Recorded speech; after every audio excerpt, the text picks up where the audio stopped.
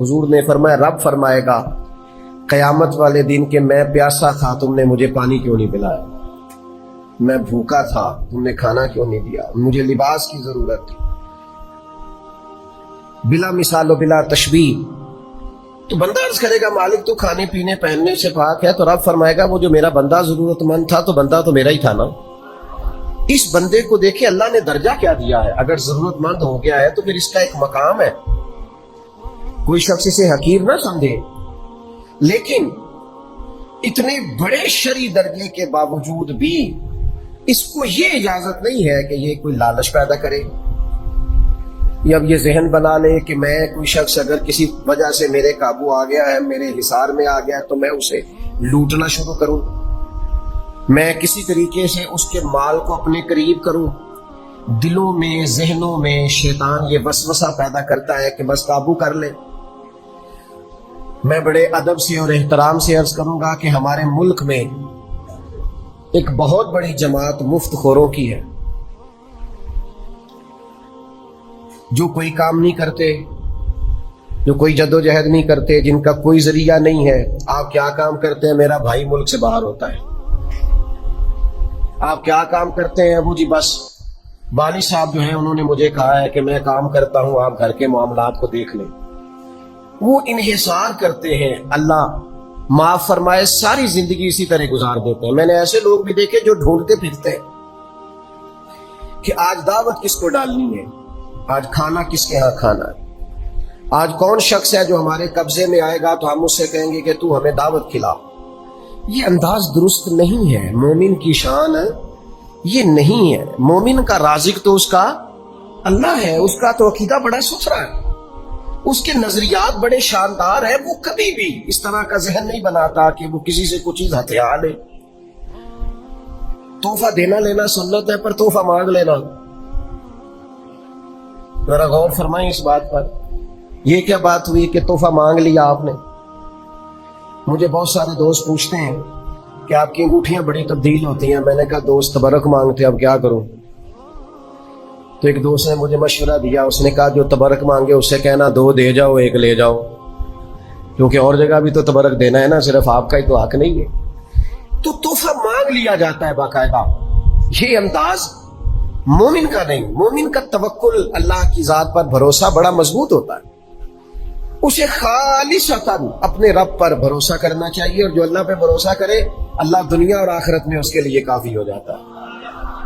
अल्लाह के प्यारे रसूल सल्लल्लाहु ताला अलैहि वसल्लम ने इरशाद फरमाया, तुम में से जो शख्स बिला वजह लोगों से सवाल करता रहेगा ना, उसे जरूरत नहीं, मजबूरी कोई नहीं, लेकिन बिला वजह लोगों से मांगता रहेगा सिर्फ अपने पैसे बढ़ाने के लिए, सिर्फ अपनी जरूरियात में तो उसको जरूरत नहीं थी, सिर्फ अपने वसाइल बढ़ाने के लिए, अपनी चीजें बढ़ाने के लिए, तोहफे बढ़ाने के लिए जो लोगों से मांगता रहेगा, हुजूर फरमाते हैं क़यामत वाले दिन वो अल्लाह तबारक व तआला से इस हाल में मिलेगा कि उसके चेहरे पर हड्डियां तो होंगी पर गोश्त नहीं होगा।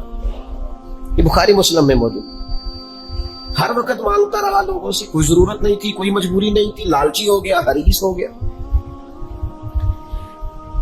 तवक्कुल बहुत बड़ी नेमत है, अल्लाह की जात पर भरोसा करना बड़ी सआदत है। और फिर ये कि बंदा रब से मांगे ना तो मांगने में इज्जत भी बढ़ जाती है, और उस बारगाह से थोड़ा भी मिले, बज़ाहिर कतरा भी मिले, तो वो कई दरियाओं से ज्यादा होता है, वो कई समुद्रों से बड़ा हुआ होता है। अल्लाह पे भरोसा करना, अल्लाह से मांगना। हुजूर सैयद आलम सल्लल्लाहु ताला अलैहि वसल्लम ने फरमाया, नमक की भी जरूरत हो तो अपने रब से मांगो, अल्लाह के हुजूर सवाल करो। लेकिन लोगों से तलब करना, लोगों पर उम्मीदें रखना, और फिर मैं लोगों को देखता हूँ वो इतराज कर रहे होते हैं, वो कह रहे होते हैं जी मेरे भाई के पास देखे कितना माल है, मुझे नहीं देता। तो भाई उसने मेहनत की है, आप भी थोड़ी कोशिश कर लें। वो मेरे रिश्तेदार जी बड़े मालदार हैं, उनको कभी मेरा ख्याल नहीं आया। खुदा के बंदे, तू जितना रिश्तेदारों के माल को देखता है, कभी इतनी तवज्जो अपने रब के खजानों पे करे ना। तो दादा साहब रहमतुल्लाह अलैह ने लिखा है कि एक इलाके में कहत पड़ गया था, लोग बड़े परेशान थे, तो वहां से एक शख्स बाजार आया थैला लेके कोई खरीदने के लिए। तो वो थैला घुमाता, अटकेलियां करता, हंसता मुस्कुराता आया। اور جب اس نے چیزیں خرید لی واپس جانے لگا تو پھر اس کا وہی حال، ہنستا مسکراتا کھیلتا. تو بہت سارے لوگ پریشان تھے، ان کو غصہ آیا کہ قحط پڑا ہوا ہے، کاروبار چلتا نہیں، حالات خراب ہے اور تو بڑا خوش ہے. غصہ کیا لوگوں نے، کہا یار کوئی خیال کر، حالات کیسے ہیں اور تو اٹھیلیاں کر رہا ہے. خدا صاحب فرماتے ہیں وہ شخص کہنے لگا تم پریشان ہوں گے، میں پریشان نہیں ہوں، اس لیے کہ میں جس آقا کا غلام ہوں نا، اس نے بھڑولے ٹائم پہ بھر لیے تھے، خزانے اس کے بھرپور ہیں، مال اس کے پاس زیادہ ہے، لہذا ہم تو خوشحال ہیں. داتا صاحب فرماتے ہیں کہ جو لوگ تمہیں ٹینشن لیے نظر آتے ہیں نا، جو تمہیں مالی طور پر ہر وقت آنکھوں میں آنسو لیے نظر آتے ہیں نا، ان کو اگر اتنا بھی اپنے رب کے خزانوں پر یقین ہو جائے نا جتنا اس غلام کو اپنے آقا کے خزانوں پر یقین ہے، تو یہ تمہیں کھلتے ہوئے نظر آئے ہیں، یہ تمہیں خوش ہوتے نظر آئے، یہ تمہیں مسکراتے دکھائی. لیکن لوگوں کی جیبوں پر توجہ،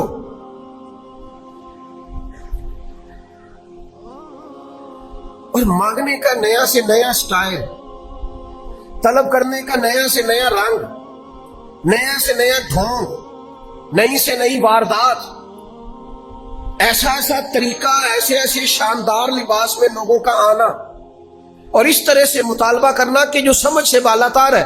آپ یقین کریں تبرکات. ہمارے ایک دوست ہے بیچارے، اچھا مالدار ہے لیکن بڑے عقیدت والے، بڑے ہی پیار والے، مدینہ شریف کی گلیوں کو چومنے والے. ایک صاحب انہیں ملے جنوبی پنجاب کے، جی میں مدینہ شریف رہا ہوں، یہ میری فلاں شیخ کے ساتھ تصویر ہے، یہ میری فلاں شیخ کے ساتھ تصویر ہے، میرے پاس تبرکات ہیں، حرم شریف کی خاص چیزیں ہیں. وہ بیچارے عقیدت والے آدمی تھے، قابو آ گئے. بعد میں ان سے کہا 27 لاکھ روپیہ دے دو تبرکات کا. شرم نہیں آتی؟ تبرک بھی بکتا ہے. جس چیز کی نسبت مکہ مکرمہ اور مدینہ طیبہ سے ہے تم اسے بیچو گے، اور ان سے ہتھیار لیا 27 لاکھ. وہ تو اللہ نے شعور دیا، بعد میں سمجھ آئی کہ یہ سارا جھوٹ ہے. اور پھر انہوں نے، خیر وہ مضبوط آدمی تھے، انہوں نے وہ اپنے پیسے واپس بھی لیے. لیکن میرے پاس یہاں ایک سید صاحب تشریف لائے، مجھے کہنے لگے یہ جو غلاف کعبہ آپ کو ہر جگہ ملتا ہے نا، یہ لاہور میں بھی بننے لگ گیا ہے. یہ گنبد خضرا والی جو جالیوں پہ پیچھے جو چادر لٹکتی ہوتی تھی، یہ جالی لوگوں نے تیار کرنی شروع کر دی ہے یہاں پاکستان میں. خدا کے بندو کس کس نام پر لالچ کرو گے، کیا کیا نام لے کے بیچو گے. میں اس وطن میں رہتا ہوں جہاں تلاوتیں بکتی ہیں، نعتیں بکتی ہیں، تقریریں بکتی ہیں، عقیدتوں پہ لوگ خریداریاں کرتے ہیں. ظالم یہ بھی نہیں سوچتے کہ جو کام میری بخشش کا ذریعہ تھا میں نے اسی کو بیچنا شروع کر دیا ہے. خدا کے بندو ٹھیک ہے ضروریات زندگی ہوتی ہیں، پر یار اتنا لالچ، اتنا ہرس، اتنی ہوس. تم تو کہتے ہو ہم حضور کا دیا کھاتے ہیں، تو محبوب تو کسی کو قطرہ دیتے تو اس کی نسلوں سے ختم نہیں ہوتا. سرکار دے اور پھر تم سے ختم ہو جائے، یہ کیسی بات کر دی تم نے. میرے کریم سے گر قطرہ کسی نے مانگا، دریا بہا دیے ہیں. یہ ذرا انداز دیکھیے، دریا بہا دیے ہیں، دربے بہا دیے. وہ تو بہا دیتے ہیں دریا، کہتے ہیں ساری زندگی پیتا رہنا کبھی ختم. ہرس نہیں، لالچ نہیں، طمع نہیں. آپ اللہ تبارک و تعالیٰ کی بارگاہ کی طرف رجوع کریں، رسول کائنات کی بارگاہ کی طرف رجوع کریں. لیکن یہ مثال. اور پھر ایک بزرگ تھے، پہلے غریب تھے پھر امیر ہو گئے، تو کسی نے مبارک دی کہ شیخ مبارک ہو، اللہ نے بڑے مال دے دیا. فرمانے لگے یار چھوڑ، پہلے ٹھیک تھا، جو پیار کرتا تھا ہم سے تو کرتا تھا نا، اب تو جو پیار کرتا ہے جیب سے کرتا ہے. اب تو لوگوں کو نظر آتا ہے کہ ادھر بھی مال ہے ادھر بھی مال ہے. پہلے 2-4 سجن تھے، پر تھے وہ جو ہماری ذات سے پیار کرتے، انہیں ہم اچھے لگتے. اب تو وہ جو چاندنی چاروں طرف چمکتی ہے نا، بے قدرہ نے قدر نہیں کی تھی، کیتی خوب تسلی ہو. او بھائی تھوڑا اپنی زندگی کے اندر اس سے چند قدم پیچھے ہٹیں، اپنے رب پر بھرو. اور پھر میں آپ کو ایک بات عرض کروں، ہم نے ان لوگوں کی بھی باتیں سنی ہے جن سے لوگ سوال کرتے ہیں. میں نے پیسے کے معاملے میں لوگوں کو باتیں کرتے دیکھا ہے کہ میں کیا کروں جی، بھائی کا بوجھ بھی مجھ پہ ہے، فلانے کا بھی مجھ پہ ہے، فلاں بھی مجھ سے. باتیں کرتے ہیں لوگ. آپ ذرا کہیں دین کے لیے کہہ کے دیکھیں، آپ کسی دوست سے کہیں نامینیٹ کر کے یار یہ کام ہے، آپ چہروں کا رنگ بدلتا دیکھیں گے، آپ کیفیت بدلتے دیکھیں گے. لوگ کرسیاں گھما کے رخ پھیر لیتے ہیں، کہتے ہیں آپ نے بھی یہ کہنا شروع کر دیا ہے، آپ بھی یہاں تک آ گئے. حضرت امیر معاویہ رضی اللہ تعالیٰ عنہ سے کسی شخص نے ایک دفعہ پوچھا کہ حضرت آپ نے بڑی جنگیں لڑی، سالوں حکومت کی، زندگی میں پیچ و تاب دیکھے، مشکل کام کیا ہے؟ فرمایا مشکل کام ہے کسی بندے سے چندہ لینا، حجاب دینا، یہ جہاد کے لیے ضرورت ہے، دنیا کا مشکل کام۔ آپ کسی سے بھی بات کر تو بھائی آپ کا خیال ہے کہ آپ نے بڑی چالاکی دکھائی اور آپ بڑے سمارٹ تھے اور آپ کی گفتگو بڑی لچھے دار تھی اور آپ کی باتوں میں بڑی معنویت تھی، تو سامنے والے نے فٹافٹ اپنی جیب سے آپ کو نکال کے دے دیا؟ ایسا نہیں ہوتا، وہ کوئی اور ہوتے ہیں جو کہتے ہیں میری سعادت ہے آپ نے مجھے کام بتایا، ورنہ لوگوں کے چہرے بدل جاتے ہیں، وہ تنہائی میں باتیں کرتے ہیں، وہ داستان سرائی کرتے ہیں، وہ لوگوں کو بتاتے ہیں۔ یوں تو ہر ایک کو شیطان سے ڈر لگتا ہے، پر مجھ کو اس دور کے کچھ انسان سے ڈر لگتا ہے، اور جس کی ہر بات میں پوشیدہ ہو نشتر کی چبھن، ایسے ہر صاحب احسان سے ڈر لگتا ہے۔ جو احسان جتلائے گا وہ نشتر کی طرح چبھے۔ کیوں آپ ادھر ادھر دیکھتے ہیں؟ 3 جوڑے بڑے کافی ہیں، ایک روٹی دوپہر میں کھا لی جائے نا تو وہ انسان کے 24 گھنٹوں کے لیے کافی ہوتی۔ میرے ابا جی کہا کرتے تھے پتر دانے پالو پڑولے چ تے اچار پالو مرتبان چ تے پرواہ نہیں۔ آپ اپنی عزت نفس کو قائم رکھیں، اپنا پردہ صرف اللہ رسول کے سامنے کھولیں۔ دنیا کچھ بھی نہیں دیتی میرے دوستوں سوائے اس کے کہ رسوا کرتی، سوائے اس کے کہ باتیں کرتی ہے۔ یتیموں کے بارے میں ہم نے باتیں کرتے لوگوں کو سنا ہے کہ ٹھیک ہے والد چلا گیا لیکن ساری زندگی کاروبار کی ہے، وہ پیسے کدھر ہیں؟ کدھر ہے ان کا مال؟ چھپایا ہوا انہوں نے رکھا ہوا ہے۔ ایسا تھوڑی تھا کہ ابا چلا گیا تو ان کے پاس کچھ نہیں۔ وہ جن کو آپ سمجھتے ہیں نا سرپرست ہے، چاچے بابے ہیں، فلانے ہیں، اللہ ماشاءاللہ، وہ تو لمبی چوڑی گفتگو کرتے ہیں۔ خدا نہ اپنے معاملات کو سمیٹیے، قربان جائیں میرے رسول پاک کے انداز تربیت پر۔ حضرت صوبان بن مالک نے کہا، یعنی حضور نہ اس طرح کا اپنا غلام چاہتے ہیں، اور ذرا دیکھنا یار بلا میں کیا کہنے لگا ہوں، نبی پاک نہ اس طرح کا سجانا، سوارنا، نکھارنا، تعمیر کرنا چاہتے۔ حضرت صوبان بن مالک بڑے عاشق قسم کے صحابی ہیں۔ عاشق یہ وہی ہے جو مسجد میں بیٹھ کے رو رہے تھے تو حضور نے پوچھا کیوں روتے ہو؟ عرض کی حضور آپ کے بغیر دل نہیں لگتا۔ تو کریم نے فرمایا روتے کیوں ہو؟ یا رسول اللہ یہ سوچ کے رو رہا ہوں کہ جنت میں کیسے زیارت ہوگی، وہ جنت میری کس کاری جتھے یار نظر نہ آوے۔ اللہ نے قرآن نازل کر دیا، فرمایا محبوب جو آپ کے ہوں گے گویا وہ جنت میں بھی آپ کے ساتھ ہی ہوں، جو پیروی کرنے والے ہوں گے۔ حضرت صوبان بن مالک نے ایک تو بیعت کر لی نا اسلام کی، ایک دن پھر عرض کی حضور مجھے بیعت کر لیں۔ حضور نے فرمایا ایک شرط ہے۔ یا رسول اللہ آپ کی بھی شرط ہے؟ حضور بیعت کر لیں، فرمایا ایک شرط ہے۔ کہا تھا نا حضرت بیدم نے کہ پینے کو تو پی لوں گا پر شرط۔ ہم یہ نہیں کہتے، ان کا کوئی مقام ہوگا انہوں نے کہا ہوگا، ہم بھی کبھی کبھی کہتے ہیں پینے کو تو پی لوں گا پر عرض ذرا سی ہے۔ ہم ذرا مسکین ہے نا، شرط نہیں لگا سکتے۔ محبوبوں کو شرطیں کون لگائے؟ پینے کو تو پی لوں گا پر عرض اجمیر کا ساقی ہو، بغداد کا میں خانہ۔ یہ کبھی مہربانی ہو جائے نا، اس رستے ملے تو پھر ساقی تیری خیر تیرے میں کدے کی خیر۔ حضرت صوبان نے اس کی حضور بیعت کر لے تو محبوب فرمانے لگے ایک شرط ہے، ایک۔ میرا دل کرتا ہے نہ بتاؤں آپ کو شرط، یا پھر پکے ہو یہ شرط پہ بتا دوں۔ ایک شرط ہے۔ یا رسول اللہ کون سی؟ فرمایا میرے ہاتھ پہ ہاتھ رکھ کر بیعت، آج کے بعد کسی بندے سے سوال نہیں کرے گا۔ گویا یہ ادھر دیکھنا میری طرف، او نوجوانوں ادھر دیکھنا، یوں ہاتھ میں ہاتھ لے کے کریم نے سبق دیا، گویا سبق دیا، اور جب ہاتھ میرے ہاتھ میں ہے تو وعدہ کر کسی بندے سے سوال نہیں کرے گا۔ ہاتھ اللہ رسول کے ہاتھ میں بندہ دے جو ان کی شان کے، پھر بندوں سے سوال کرے۔ مانگیں گے مانگے جائیں گے، منہ مانگی پائیں گے، سرکار میں نہ لا ہے نہ حاجت اگر کی ہے۔ بیعت کر کے تو کسی بندے سے سوال، عرض کی سونیا وعدہ ہو گیا، کریم وعدہ ہو گیا، یا رسول اللہ طے ہو گئی بات، حضور کبھی نہیں کروں گا، کسی سے نہیں کروں، حضور کبھی سوال ہی نہیں پیدا ہوتا۔ پھر اس طرح وعدہ نبھایا، لے وہ سجنا پھر اساں توڑی نبھائی۔ گھوڑے پہ بیٹھے، درہ ہاتھ سے گر گیا، قریب خادم کھڑا ہے لیکن خود گھوڑے سے اترے، درہ اٹھایا۔ اس شخص نے کہا جو قریب کھڑا تھا، ایک شخص قریب کھڑا تھا، اس نے کہا جناب مجھے کیا دیتے؟ تو آنکھوں میں آنسو باہر آئے, فرمانے لگے کیسے کہہ دیتا, میں نے وعدہ جو کیا ہے. کبھی کسی سے سوال ہے, چھوڑ دو یار, ہمیں کیا مجبوری ہے, تھوڑی بے نیازی دکھاؤ. بے نیازی بڑی چیز ہے. آپ کے پاس خشک روٹی ہو اور آپ کے پاس اچار کی ڈلی ہو, اس میں پھر خودداری ہوتی ہے, اس میں کوئی مزہ ہوتا ہے, اس میں کوئی سرور ہوتا ہے. وہ جو دوپہر کو ہم اسکول سے آتے تھے اور آ کے کہتے تھے اماں جی روٹی کھانی ہے, تو اماں کہتی تھی پتر سالن تے کوئی نہیں, تے میں تو تھوڑا چٹنی نہ بنا دیا. تو پوچھ لینا میری طرح کے سب لوگوں سے, وہ چٹنی کیا ہوتی تھی, دھنیا تھوڑا سا ڈنڈے کے ساتھ دوری میں تیار کیا جاتا تھا, تھوڑی سی لسی, ہلکی پھلکی اس کے اندر نمک اور مرچ, پر بنائی اماں نے ہوتی تھی نا.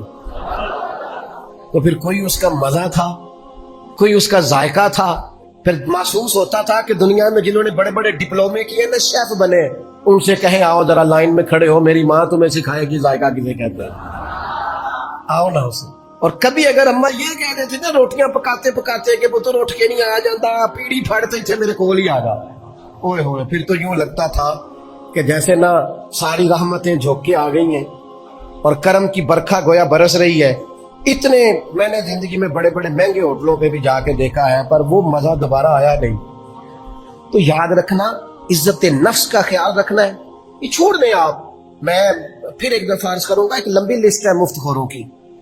بڑے سیانے بیانے دو بندے نا ایک جگہ پہ بیٹھے تھے, یہ میں نے پرسنل میری آنکھوں کے سامنے واقعہ ہوا. بڑے سیانے بیانے بندے ایک پھٹے میں بیٹھ کے دہی بلے کھا رہے تھے, اور علاقے میں معزز شمار کیے جاتے, کچھ دینی تعارف رکھتے. تو ان سے ایک صاحب نے کہا کہ آپ یہاں سرے عام بیٹھ کے دہی بھلے کھا رہے, کوئی دیکھ لے تو کیا, کہ یار یہ مذہبی ہیں اور مذہبی تعارف رکھتے ہیں. تو ان میں سے ایک آدمی بڑی بے باکی سے بولا, کہنے لگا جے کو دیکھ لے گا تو کی ہونا ہے, جڑا دیکھے گا وہ پیسے دے گا. جب قوموں کا یہ مزاج بن جائے نا, کہنے سیدھے چاہنے کو دیکھے, جڑا دیکھے گا وہ, مولوی تے پیر بھی پیسے نہ دین لی تیار ہوں نے, کوئی سودا لے آئے تھے پیسے پولیس والے بھی کاٹی دے دینے. اور بھی ڈھیر سارے لوگ ہیں جو کہتے ہیں کہ میں سرکاری ملازم ہوں. تو بھائی آپ پہلے بھی تو ہم سے ٹیکسوں کی مد میں لے رہے ہیں نا, اب اور بوجھ ڈال رہے ہیں. تو مفت خوری کے مزاج سے باہر آئے آپ تھوڑا سا رویہ. میں ایک جگہ پہ چلا گیا, اب تو میں ڈائریکٹ کبھی جاتا ہی نہیں, مجھے اب موقع نہیں ملتا. ایک جگہ پہ میں سودا لینے چلا گیا, تو وہ بندہ بار بار کہ حاضر جناب, میں اسے کہوں یہ چیز نکال دے, حاضر جناب یہ چیز نکال دے. میں انہوں آخیا تو ایڈا ویش ویش نہ جا, میں تینوں پیسے دے کے جانا ہے انشاءاللہ, تو غیر حاضر ہی چنگا ہے. کہنے لگا کہ نہیں میں تھوڑے کو پیسے لینا چنگا تو نہیں لگتا. میں کیا پر میں مفت لینا بھی نہیں چنگا لگتا. ہاں یہ آرزو کرم اور میں آپ سے کروں, یہ بھیک اس کو دیجئے جس کا خدا نہ ہو. اللہ رسول سے مانگیں گے, رب رسول نے اتنا دیا ہے, وہ دیا ہے جو کبھی خواب میں بھی نہیں سوچا تھا. ادھر ادھر کیوں دیکھیں, ادھر سے نہ دیکھیں جدھر سے بھر بھر کے ملتا ہے. تو لہذا اپنی زندگی میں یہ جو مزاج ہے نا مفت خوری کا, اس سے ذرا باہر آئیں. تھوڑی ان چیزوں سے مجھے باتیں یاد آ رہی ہیں, میری طبیعت نہیں ہے پر حافظہ ذرا اچھا ہے, باتیں میرے ذہن میں محو رہ جاتی ہیں. ایک صاحب نے نا ایک دکان پہ, میں ویلڈنگ کا کوئی کام کرانے کے لیے بیٹھا ہوا تھا, تو موٹر ٹینکی لائے وہ پانی والی گھر سے. تو تھوڑی سی انہوں نے ٹینکی کو نا اس سے ویلڈ کرایا, تو اٹھا کے چلنے لگے. تو بندہ کہنے لگا جی وہ 300 روپیہ دے دیں. کہنے لگا بچے پانی پین کے تینوں ثواب ہوئے گا. کوئی بڑا سیاح تھا, کہتا ہے مسجد دیے. کہ نہیں جی ہے تے کر دی. تو کہتا پھر مینوں 300 دے, میرے بچے روٹی کھان کے تینوں بھی ثواب ہوئے گا. عجیب فلسفہ ہے نا ثواب کا بھی ہمارا. تو میں بڑا محظوظ ہوا, ہنس ہنس کے میرا کوئی حال نہ رہا وہاں. میں نے کہا کمال ہو گئی ہے نا, ثواب کا کیا ترجمہ کیا ہوا ہے. مفت خوروں کی لمبی لسٹیں. یہاں ایک صاحب آئے ایک دفعہ, مجھے کہنے لگے اعلان کر دے میرا, لوگ مجھے تیرے ساتھ تعاون کریں, میں نے عمرے پہ جانا ہے. میں نے کہا نفل کام کے لیے چندہ مانگنا جائز ہی نہیں. اللہ نے کہا من استطاع الیہ سبیلا, جس کے پاس طاقت ہو آئے. مانگ مانگ کے آپ جائیں گے کیوں؟ او خدا را مجھے معاف کر دینا, میں اس وطن کا رہنے والا ہوں جہاں سے لوگ ویزا لے کے عمرے کا جاتے ہیں اور بیت اللہ میں جا کے مانگتے ہیں, مدینے میں مانگتے ہیں. میں نہیں جانتا, مجھے نہیں تعارف, لیکن اللہ کے گھر میں بیٹھا ہوں, آپ مجھ پر اعتبار کریں گے.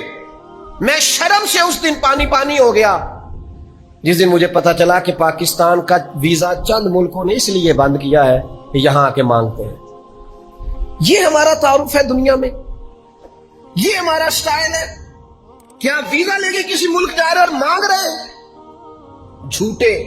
معذور اور دھوکہ دے کر اور دکھاوا کر کے آپ لوگوں سے سوال کر رہے ہیں. میرے نبی پاک صلی اللہ علیہ وسلم نے فرمایا جس نے اپنے اوپر سوال کا دروازہ کھولا اللہ اس پر غربت کا دروازہ کھول دے گا, اس کے فقر کو طویل کر دے.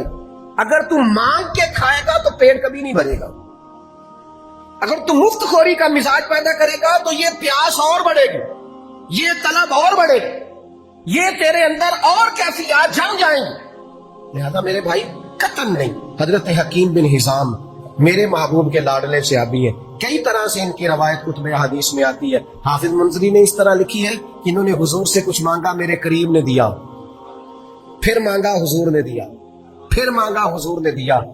آخر میں کریم فرمانے لگے میرے ساتھ وعدہ کر آپ کسی سے سوال نہیں کرے گا. یہ کبھی روایتیں پڑھتا ہوں تو پھر نیچے حاشیہ لکھتا ہوں اور وہ کچھ ترجمے ایسے کرتا ہوں وہ ڈرتا بھی ہوں, تو ڈر ڈر کے سیم کے اس روایت کے نیچے بھی میں نے لکھا ہے وہ حضور نے ان سے کہا کہ جب 3 مرتبہ میں نے جو دے دیا ہے اب زندگی میں کسی سے سوال ہے اب نہیں سوال کرنا. حضرت ابوبکر صدیق نے پیغام بھیجا کہ مال غنیمت میں آپ کا حصہ آ کے لے جائیں, پر میں مجھے نہیں چاہیے. حضور سے وعدہ کیا. حضرت عمر اپنے دور خلافت میں بار بار پیغام بھیجتے رہے کہ حکیم بن حزام سے کہیں آ کے لے جائیں اپنا حصہ مال غنیمت میں سے. فرمایا میں نے نہیں لینا, حضور سے وعدہ کیا ہے. ایک دفعہ اتنا پیغام بھیجا جناب عمر نے کہ پھر حضرت عمر لوگوں سے فرمانے لگے سارے گواہ ہو جاؤ, میں نے حکیم کو بڑے پیغام بھیجے ہیں لیکن وہ اپنا حصہ لینے کو آتے. اور میرے بھائیوں توکل اللہ کی ذات پر, بھروسہ, ان چیزوں سے تھوڑا اٹھ کر باہر نکلیں. یہ کیا بات ہوئی کہ ہم سارے ڈھونڈتے پھرتے ہیں, ہم ان چکروں میں پڑتے ہیں. مجھ سے ایک علامہ صاحب ناراض ہو گئے اور بڑے گہرے قسم کے ناراض ہوئے. میں نے کہا کہ میں چاہتا ہوں بچوں کو نا مدرسے میں دنیاوی تعلیم بھی دی جائے, اور میری یہ خواہش ہے کہ یہ کسی ادارے میں جا کے نوکری کریں, کسی بڑے ادارے میں یا اچھی جاب پر بیٹھیں یا بزنس کریں. تو مسجد کا کام جو ہے نا وہ فی سبیل اللہ کریں, یہ ساری زندگی چندے نہ جمع کریں. وہ کہنے لگے اس طرح تو بچے توجہ ہی نہیں کریں گے مسجدوں میں. وہ تھوڑے ناراض ہو گئے, کہنے لگے آپ ان کو اگر دنیاوی تعلیم پڑھا دیں گے تو یہ توجہ ہی نہیں کریں گے. تو میں نے کہا بس سمجھ لیں آپ, جو بندہ بے نیاز ہوتا ہے نا, جو بندہ بے نیاز ہوتا ہے پھر دولت کے پیچھے وہ نہیں بھاگتا, دولت اس کے پیچھے بھاگتی ہے. ہم چاہتے ہیں یہ بے نیاز بنے. یہ چندوں کا جو مزاج ہے, آج چونکہ موضوع ہے تو مجھے ساری باتیں کہنی پڑیں گی. وہ جو فٹ بال کی ٹیم بنتی ہے نا محلے میں, وہ بھی چندہ اکٹھا کرتی ہے کہ ہم نے فٹ بال خریدنا ہے. جو ہاکی کی ٹیم بنتی ہے وہ بھی چندہ اکٹھا کرتی ہے کہ ہم نے وردیاں لینی ہیں. کرتے ہیں کہ نہیں؟ تو جب آپ بچپن میں ہی لوگوں کو اس کام پہ لگا دیں گے تو بڑے ہو کے اللہ پہ بھروسہ کریں گے. کرکٹ کی ٹیم, کرکٹ کی, وہ کہتے ہیں جی آپ چندہ ہمیں دے دیں, فلاں آدمی کو بلا لیں گے میچ پہ, تو وہ اس کے بیج بنے ہوئے ہیں, پشتوں پہ لگے ہوئے ہیں, اور یہ فلانی کمپنی نے ہمیں جناب شرٹس لے کے دی ہیں. خدا کے بندو, ایک کرتا تو بندہ خود سلوا ہی سکتا ہے. تو تھوڑا سا قوم کو ہمیں اس مورال کو بلند کرنا پڑے گا. اب یہ کہ میں وہ بات بھی کروں جس نے ہمارا یہ ماحول بنایا ہے. ہمارے حکمران پتہ کیا کرتے ہیں, بلوں میں کبھی قوم کو گنجائش نہیں دیتے. انہیں مہنگائی انہوں نے کم نہیں کرنی ہوتی, انہوں نے کہنا ہوتا ہے وہ اس طرح کرو, آپ اپنے اپنے شناختی کارڈ لے کے آ جاؤ, وہاں نا بٹنے لگایا مفت کا آٹا وہ لے لو, وہاں تمہیں راشن ملے گا وہ لائنوں میں لا کے لے لو, اور جناب وہ تمہیں 3000 روپے فلاں انکم سپورٹ کے نام پر تمہیں ملیں گے وہ لے لو. قوم کو آپ بناتے ہی بھکاری ہے. آپ یہ مزاج ہی نہیں بناتے کہ آپ ان کو ویسے آسانی دیں. ان کا آپ بجلی کا بل کم کریں, گیس کا بل کم کریں, ٹیلی فون کا بل کم کریں, بچوں کی فیسوں میں آپ کمی لائیں, کتابیں سستی کریں, آپ گروسری کا سامان سستا کریں تاکہ لوگوں کو مانگنا ہی نہ پڑے. لیکن آپ کو ان کو بھکاری بناتے ہیں. آپ کہتے ہیں وہ لائن میں آ کے لوگوں راشن ملے گا, وہ لائن میں آ کے لوگوں آٹا ملے گا. یہ مزاج مومن کا یہ مزاج نہیں ہے. مومن تو اپنے رب سے مانگتا ہے, اللہ سے. اور پھر آپ ظلم یہ کرتے ہیں کہ پردہ دار عورتیں اور بوڑھی عورتیں بیچاری لائنوں میں کھڑی اور آپ دھکے پلا رہے ہو. تو خدا را واپس آئیں, اللہ کی ذات پر بھروسہ کریں, اپنے رب کے حضور. دیکھیں نا ان لفظوں کا کبھی آپ حسن محسوس کریں نا. حضور سید عالم علیہ السلام نے فرمایا, میں وہ روایت بھی آپ کو سنا چکا ہوں اس میں رب فرماتا ہے کہ وہ میرا بندہ اگر بھوکا تھا تو بندہ تو میرا ہی تھا نا، تو نے کیوں نہیں دیا؟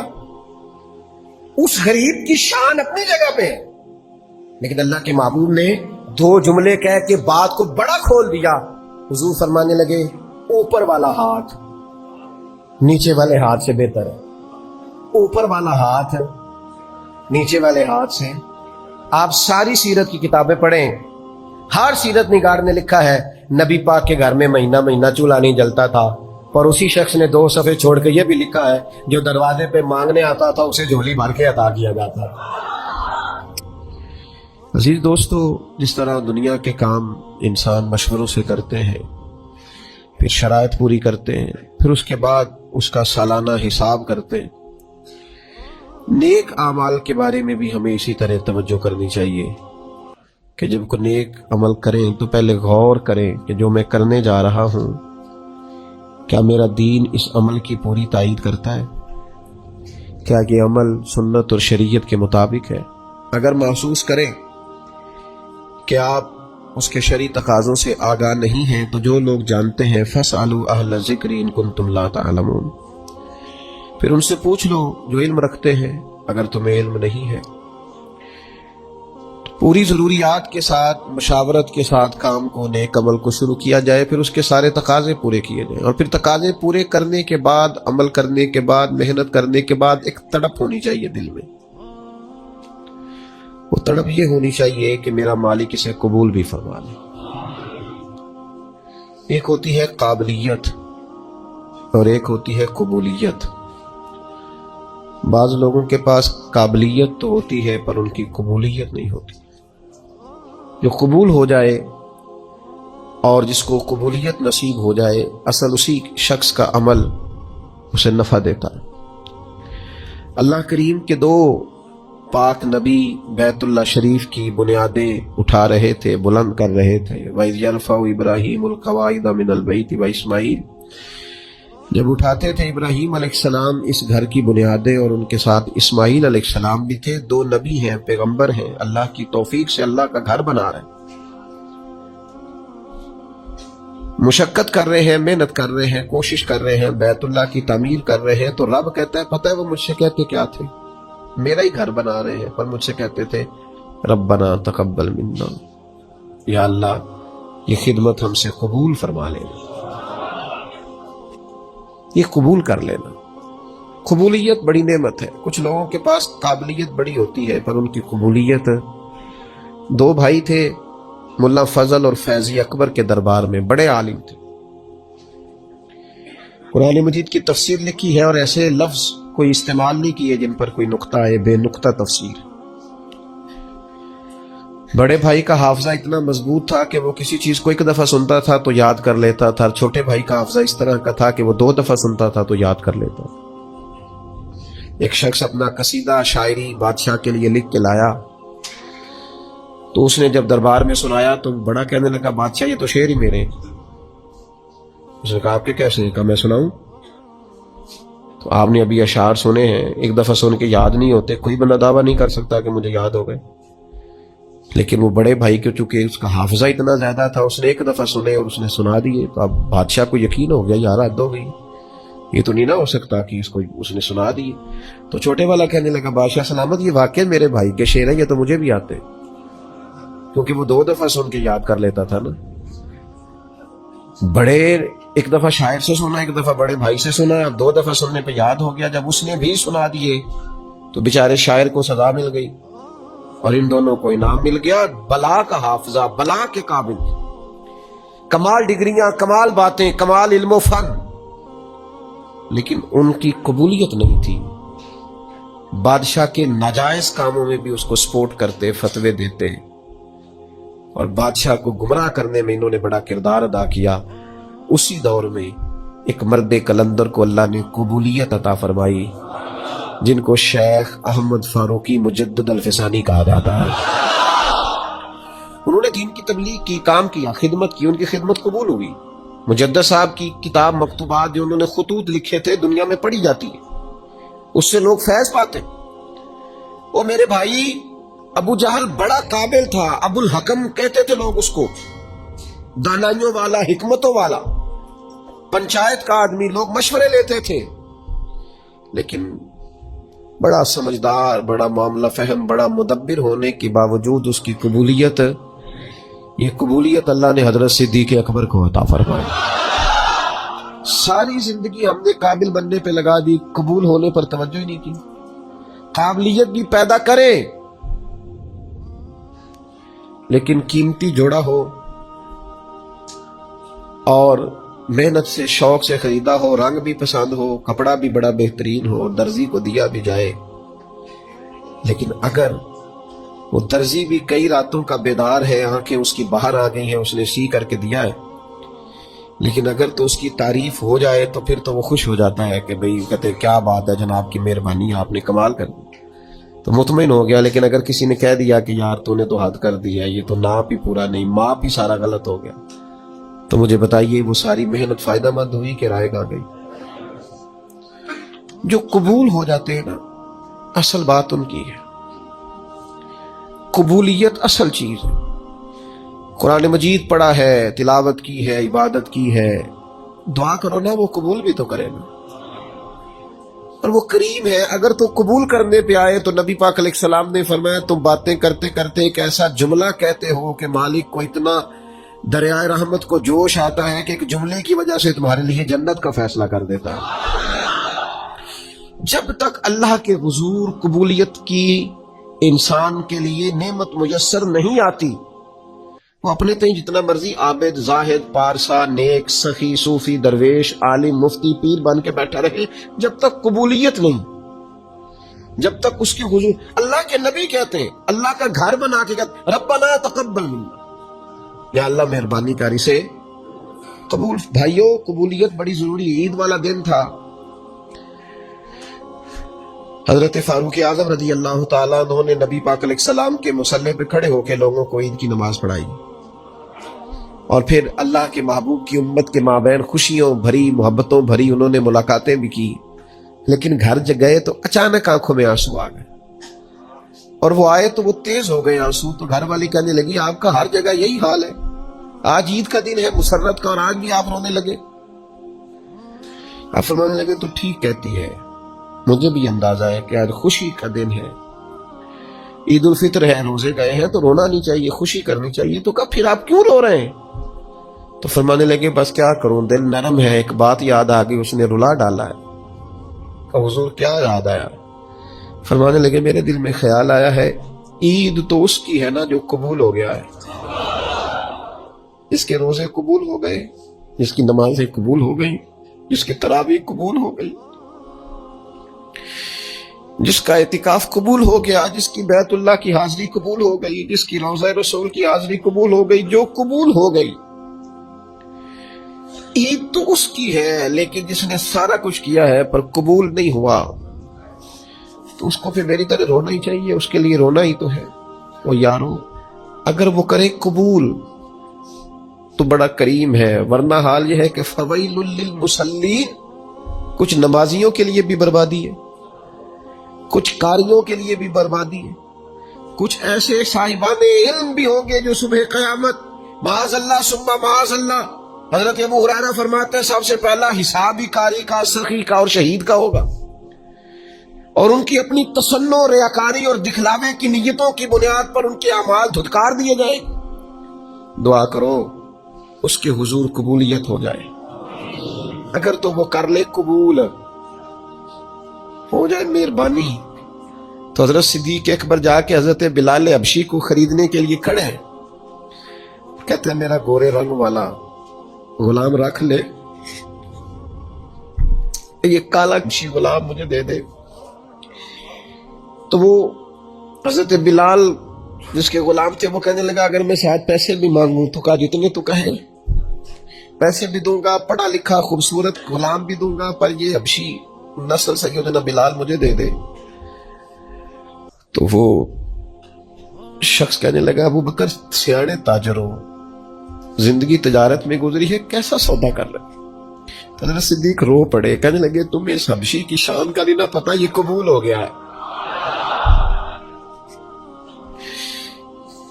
ये कबूल हो गया है, जो तो हो गया ना कबूल। جس کی تو ہو گئی قبولیت، جس پر تو ہو گیا فضل، تو وہ تو نجات پا گیا اور فلاح پا گیا. لیکن قابل بڑا تھا، قیمتی بڑا تھا، رنگ بڑا خوبصورت تھا، قد بڑا اونچا تھا، اور باتیں بڑی آتی تھی، پر قبولیت نصیب اگر وہ مہربانی کرے، اگر وہ رحمت کرے، اگر وہ عطا کرے اور وہ کہہ دے کہ تو قبول ہے، تو پھر تو بات بن گئی. دیکھو نا، یہ قبول ہوئے. صحابہ فرماتے ہیں ایک شخص زرہ پہنے حضور کی بارگاہ میں آیا کہ یا رسول اللہ پہلے جہاد کروں کہ پہلے کلمہ پڑھوں؟ تو نبی پاک نے فرمایا تو پہلے کلمہ پڑھ پھر جہاد کر. نے کلمہ پڑھا، جہاد کیا، شہید ہو گئے. حضور اس کے سرانے کھڑے ہیں، دیکھو قبول ہو گیا. یہ دیکھو سرانے حضور کھڑے، ابھی آیا تھوڑی دیر پہلے ابھی آیا. تھوڑی دیر ہوئی ہے آیا کالیاں زلفاں والا، ایویں دو کڑیاں میرے من وچ رکیا تے کر گیا نور اجالا.